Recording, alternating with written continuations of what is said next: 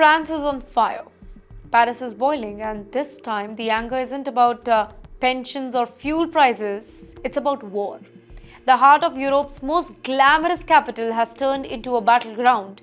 The Eiffel Tower glows in the distance, but below it, the streets are burning, and that too with rage. Crowds are flooding, be it students, workers, doctors, teachers, all shouting just one question that is echoing across France. Who are we even at war with?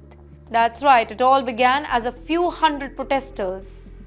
Now it's tens of thousands. Every single city, including the streets of Paris, France has exploded in a mega revolt, and that too against their president, Mr.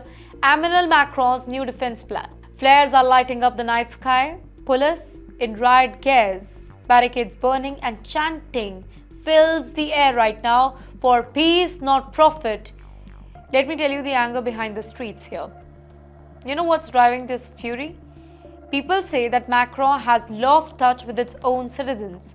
He's spending billions on weapons, signing defense pacts, and sending arms abroad.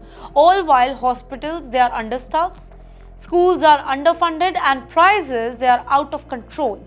And as protesters shouted, we can't afford groceries, but France can afford missiles.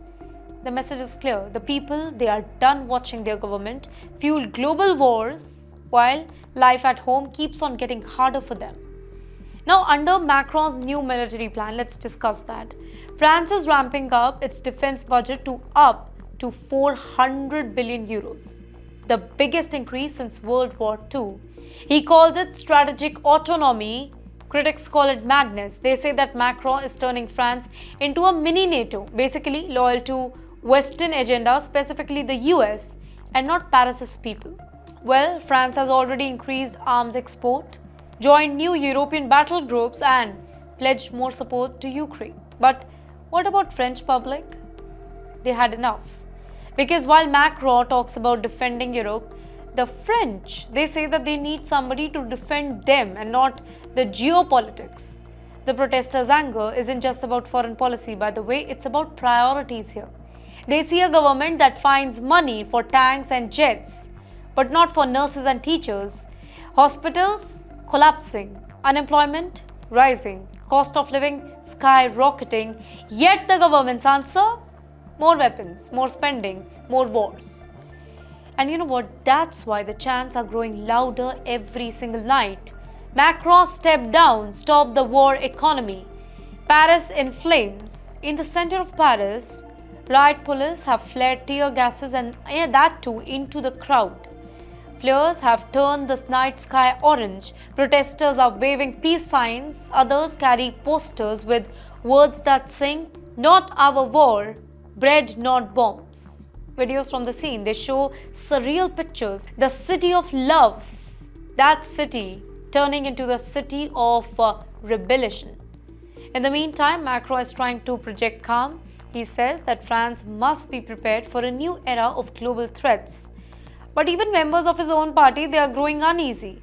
Analysts warn that this could spiral into Macron's biggest domestic crisis since the Yellow Vest moment. Back then, it was about fuel taxes.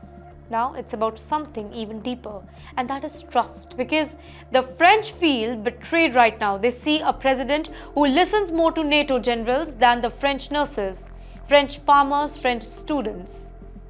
Let's look at a bigger picture. This isn't just about France. It's a symptom of a much bigger, basically, a Europe divided between war budgets and welfare cuts. Across the continents, governments are boosting military spending while citizens, they face inflation, layoffs, and crumbling public services as well.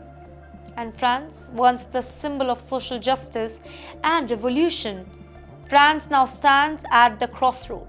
So tonight, as flames flicker against the Paris skyline and the sound of sirens echoes through the streets, one question hangs very heavy in the air. Who are we fighting? The enemy abroad or the anger within? Because if Macron does not act soon, the fire in the streets of Paris could become something much, much bigger. Basically, a revolution not just against war, but against the system itself.